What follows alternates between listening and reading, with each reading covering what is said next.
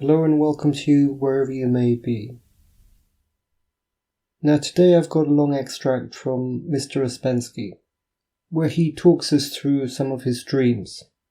And I have some extracts from Mr. Gurdjieff, and perhaps I'll throw in some additional material.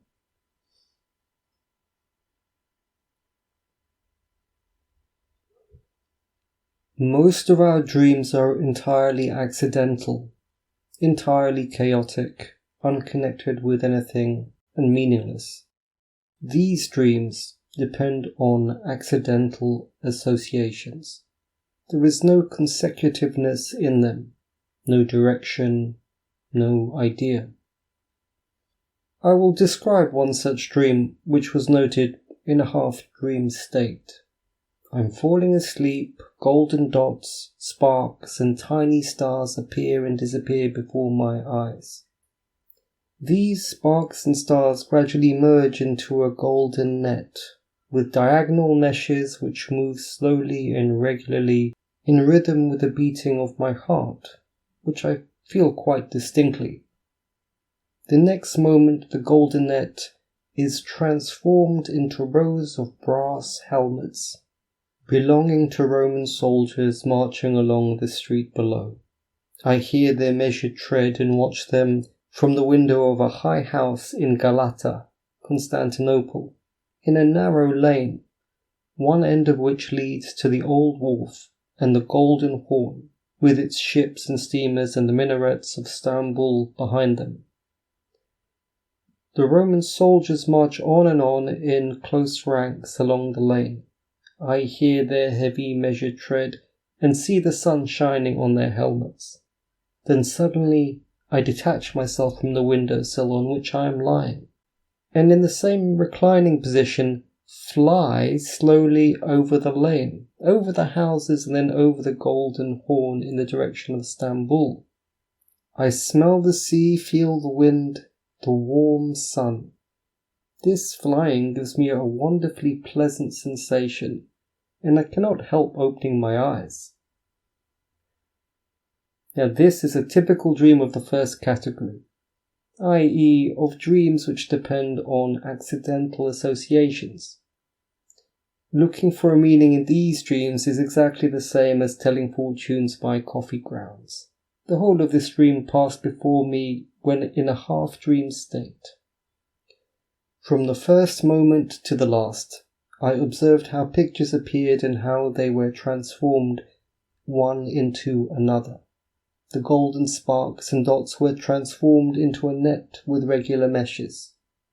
Then the golden net was transformed into the helmets of the Roman soldiers.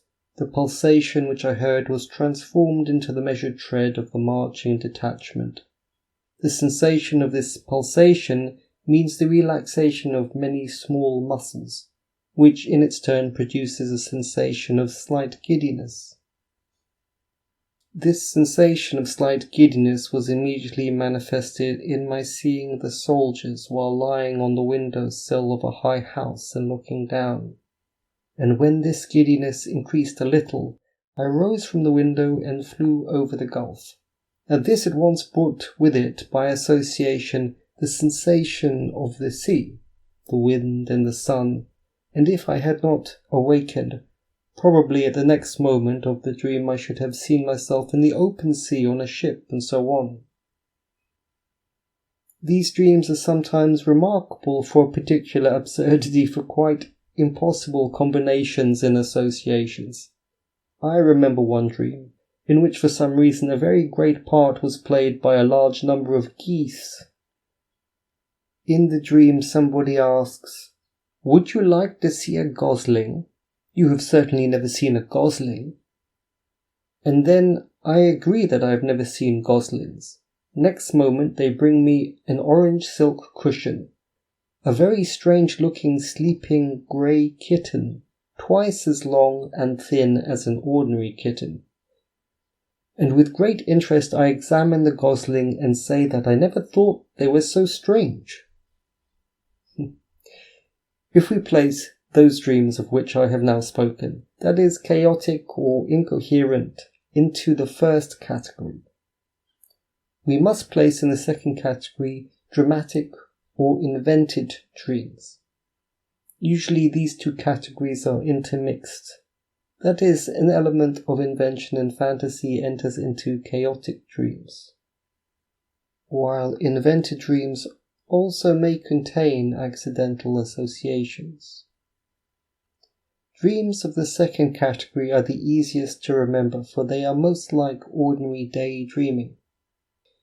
In these dreams, a man sees himself in all kinds of dramatic situations. He travels in various distant lands, fights in wars, saves himself from some danger, chases somebody, sees himself surrounded by a crowd of people, meets all his friends and acquaintances dead and alive, sees himself at different periods of his life. Though grown up, he sees himself at school and so on. It happens that some dreams of this kind are very interesting in their technique. They contain a quantity of such subtle material of observation, memory and imagination. This is the first thing that struck me in dreams of this kind, when I began to understand something about them. If I saw in my dream one of my friends, whom perhaps I had not seen for several years, he spoke to me in his own language, in his own voice, with his own intonations and inflections, with his own characteristic gestures, and he said precisely what only he could say. Every man has his own manner of expressing himself, his own manner of thinking, his own manner of reacting to outward phenomena. No man can speak or act for another. And what first attracted my attention in these dreams was their wonderful artistic exactitude. The style of each man was kept throughout to the smallest detail. It happened that certain features were exaggerated or expressed symbolically. But there was never anything incorrect, anything inconsistent with the type. In dreams of such a kind, it happened that I saw more than once 10 or 20 people simultaneously whom I had known at different periods of my life. And in not one of them was there even the slightest mistake or the slightest inexactitude. This was something more than memory. It was artistic creation, because it was quite clear to me that many details which had obviously gone from my memory were reconstructed, so to speak, on the spot, and they corresponded completely to what ought actually to have been there. Other dreams of this kind surprised me by their thoroughly thought out and elaborated plan. They had a clear and well-conceived plot, which was unknown to me beforehand. All the dramatic persons appeared at the right moment and said and did everything they had to do and say in conformity with the plot. The action could take place and develop in the most varied conditions, transferred from the town to the country to the lands unknown to me to the sea. The strangest types could enter into these dramas. I remember, for instance, one dream, full of movement, dramatic situations, and the most varied emotions. If I am not mistaken, it was during the Japanese Wars. In the dream, it was a war in Russia itself. A part of Russia was occupied by the armies of some strange people, called by a strange name, which I've forgotten. I had to pass at all costs through the enemy lines on some extremely important personal affairs. In connection with this, a whole series of tragic, amusing, and melodramatic incidents occurred. All this would have made a complete scenario for cinema production, and everything was in its right place. Nothing was out of tune with the general course of the play. There were many interesting types and scenes. The monk with whom I spoke in a monastery still lives in my memory. He was entirely outside of life, outside all that took place around him, and at the same time he was full of little cares and little anxieties connected at that moment with me.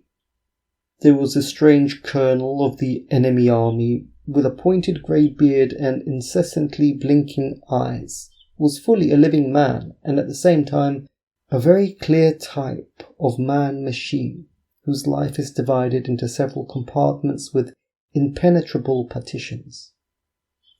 Even the type of his imaginary nationality, the sound of the language he spoke with other officers, all this was in perfect keeping. the dream was full of small realistic details. I galloped through the enemy lines on a big white horse, and during one of the halts I brushed some white hairs off my wet coat. I remember that this dream interested me very much because it showed me quite clearly that there was in me an artist, sometimes very naive, sometimes very subtle, who worked at these dreams and created them out of the material which I possessed but could never use in full measure while awake. And I saw that this artist was extraordinarily versatile in his knowledge and capacities and talents. He was a playwright, a producer, a scene painter, and a remarkable actor-impersonator. This last capacity in him was possibly the most astonishing of all. It especially struck me because I had very little of this capacity when awake. I never could imitate people. I never could reproduce their voices, intonations, gestures, and movements. Never could repeat the most characteristic words or phrases, even of the people most familiar to me. In the same way, I never could reconstruct accents and peculiarities of speech, but I could do all this in dreams. The striking capacity for impersonation which manifested itself in dreams would undoubtedly have been a great talent had I been able to make use of it when awake. And I understood that this was not peculiar to me alone. This capacity for impersonation, for dramatization, for arranging the picture, for stylization, symbolization, lies within every man and is manifested in his dreams. Dreams in which people see their dead friends or relations strike their imagination so strongly because of this remarkable capacity for impersonation inherent in themselves. After my observations of impersonation in dreams, I entirely ceased to be surprised at tales of spiritualistic phenomena, of voices of people long dead, of communications and advice coming from them. And it can even be admitted that by following the advice that people hear in their dreams, people have found lost things, bundles of letters, old wills, family jewels, and buried treasures. Such things happen, and in that case they are undoubtedly based on impersonation. Impersonation is an art, although unconscious, and art always contains a strong magic element, and the magic element implies new discoveries, new revelations. A true and exact impersonation of a man long since dead can be magic like this. The impersonated image not only can say, in this case, what the man who reproduces it knows consciously or subconsciously, that is, without accounting for it to himself, but it can say definitely even things such as the man does not know, things which follow from the very nature of its being, from the nature of its life, that is, something that actually happened and that only it could know. I'm not sure what to say about this story, especially at the end there. At the beginning, Ouspensky very nicely describes association, how one thing flows into another, how in a dream about goslings a roll of silk flows into the body of a long cat and then into a swan. There is an emotional current that travels through, and there are small areas of intelligence, small points of recognition, but not enough to become conscious of the whole field. There is intelligence, but it is restricted to small areas of the dream, and much of human life is exactly like that. As a man walks down the street and goes to work and so on.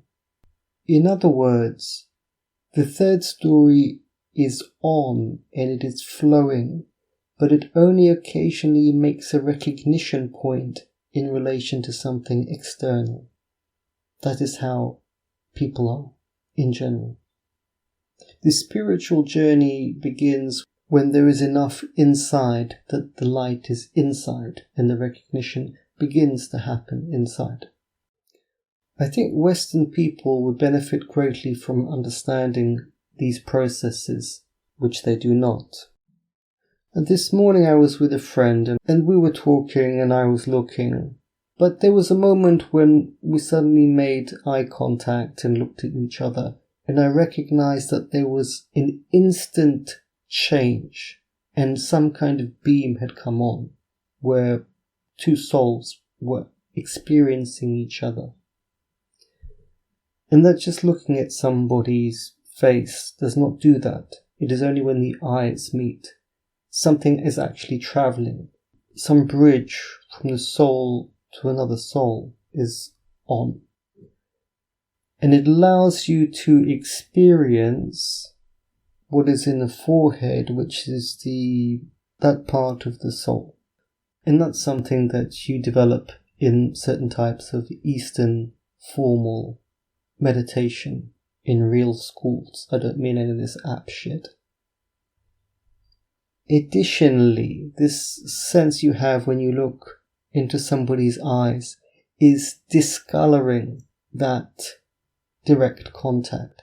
It's discoloring it because through the visual medium there are elements of the world that are very strong also, and that are not the pure contact with the soul. There's something else, something to do with energy fields and so on. Truly, mankind is highly ignorant of what is occurring, even on his own face. And another little story, yes, I had to do some practical work yesterday and I had laid out how I was going to do it, and under pressure from a friend who's badgering me, I finally relented and changed a certain aspect of that plan. And so yesterday I carried it out and it went completely wrong. And it was that particular aspect that I had listened to somebody else about that went completely wrong. And I was cursing. And that's why Gurdjieff says, whatever the others do, never do that. Because the false personality forms itself in opposition to the reality. And people are desperate to tell you everything because they really need to be fed themselves, okay? No, just like they're so desperate to tell you to inject yourself and then you do and then you get sick. It's a crazy place to live.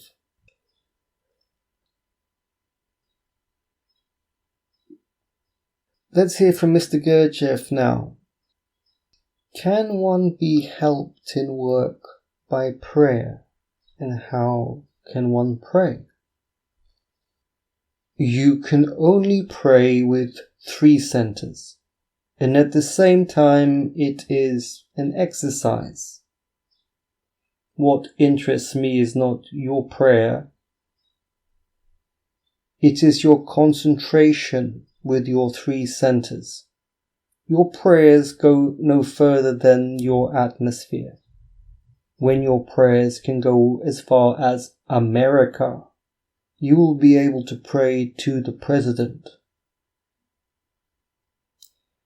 Man has 2 substances in him, the substance of active elements of the physical body, and the substances made up of the active elements of astral matter. These 2 form a 3rd substance by mixing. This mixed substance gathers in certain parts of a man and also forms an atmosphere around him, like the atmosphere surrounding a planet. Planetary atmospheres are continually gaining or losing substances because of other planets. Man is surrounded by other men, just as planets are surrounded by other planets. Within certain limits, when 2 atmospheres meet, and if the atmospheres are sympathetic, a connection is made between them, and lawful results occur. Something flows. The amount of atmosphere remains the same, but the quality changes. How can one pray with the 3 centers? Now you must do a serious thing. Learn for the sake of the future, to concentrate not only with one center but with the three. You must think, feel, and sense. This is important. For this, there are different exercises.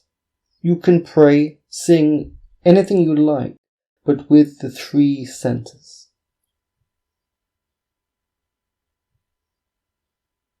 Sulita Solano. Mr. Gurdjieff, we're trying to remember our earlier conversation, but we can't remember. Even I can remember. Will you tell it again so we can remember back?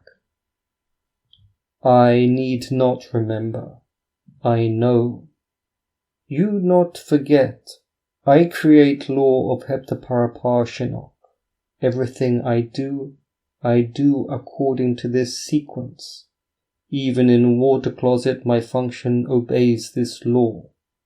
If you hold watch in your hand, you will see that each amount takes a certain time, all according to law. Not necessary strain and spoil organ. Be patient and all will pass, because this thing also takes place according to law. This is very important thing I tell. If all merde not go out, then body take back through blood. Health of psyche depends from all going out. First time, second time, third time, each time so much, then fourth time is twice as long and half as much as first time, and so on, and then all stop on sixth time. In life, everything must go back to as is in life, otherwise is psychopathic.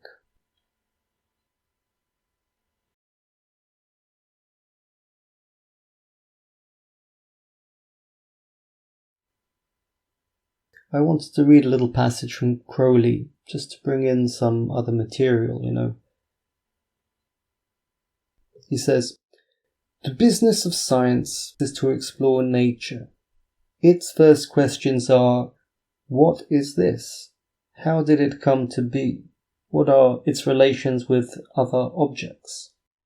And the knowledge acquired may then be used in applied science, which asks, how can we best employ such and such a thing or idea for the purposes that, to us, seem fit? An example may make this clear. The Greeks of old were aware that by rubbing amber, which they called electron, upon silk, the amber acquired the power of attracting to itself light objects, such as small pieces of paper. But there they stopped. Their science was hoodwinked by theological and philosophical theories of the a priori type. It was well over 2,000 years before this phenomenon was correlated with other electrical phenomena. The idea of measurement was hardly known to anyone but mathematicians like Archimedes and astronomers. The foundations of science as it is understood today were hardly laid at all 200 years ago. There was at that time an immense amount of knowledge, but it was nearly all qualitative. The classification of phenomena depended chiefly upon poetic analogies.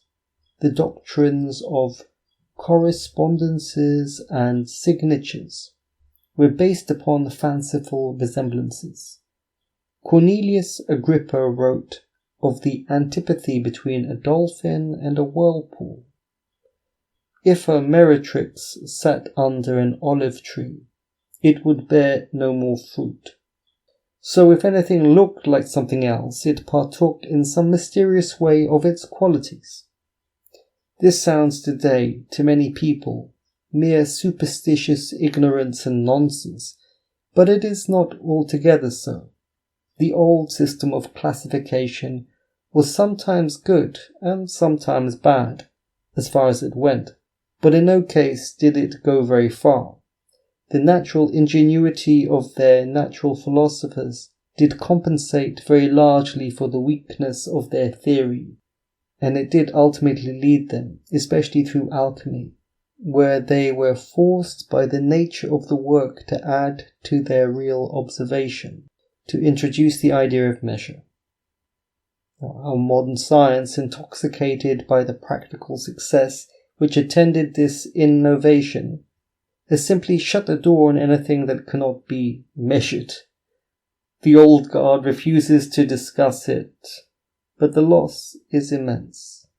Obsession with strictly physical qualities has blocked out all real human values. The science of the tarot is entirely based upon this older system. The calculations involved are very precise, but they never lose sight of the incommensurable and the imponderable.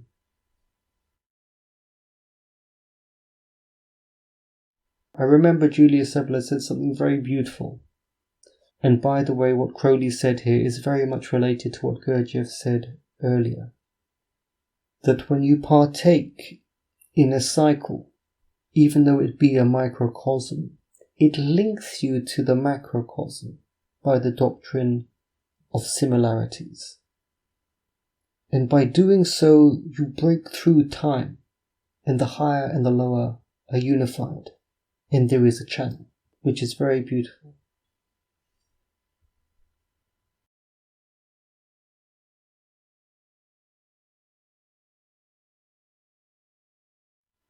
List ye, O man, to the voice of wisdom.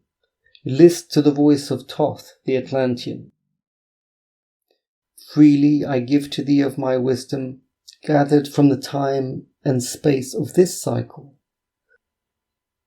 Master of mysteries, son of the morning, living forever, and child of the light, shining with brightness, star of the morning, Thoth, the teacher of man, is of all.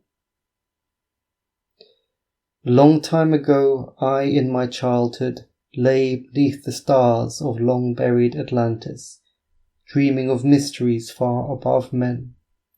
Then in my heart grew there a great longing to conquer the pathway that led to the stars. Year after year I sought after wisdom, seeking new knowledge, following the way, until at last my soul in great travail broke from its bondage and bounded away. Free was I from the bondage of earthmen, free from the body I flashed through the night. Unlocked at last, for me was the star space, free was I from the bondage of night. Now to the end of space sought I wisdom, far beyond knowledge of finite man. Far into space my soul travelled freely, into infinity's circle of light. Strange beyond knowledge were some of the planets, great and gigantic, beyond dreams of men. Yet found I law, in all of its beauty, working through and among them as here among men. Flashed forth my soul through infinity's beauty. Far through space I flew with my thoughts. Rested I there on a planet of beauty. Strains of harmony filled all the air. Shapes there were, moving in order, great and majestic as stars in the night, mounting in harmony, ordered equilibrium, symbols of the cosmic, like unto law. Many the stars I passed in my journey, many the races of men on their worlds, some reaching high as stars of the morning, some falling low in the blackness of light. Each and all of them struggling upwards, gaining the heights and plumbing the depths, moving at times in realms of brightness, living through darkness and gaining the light. Know, O man, that light is thine heritage. Know that darkness is only a veil. Sealed in thine heart is brightness eternal, waiting the moment of freedom to conquer, waiting to rend the veil of the night. Goodbye.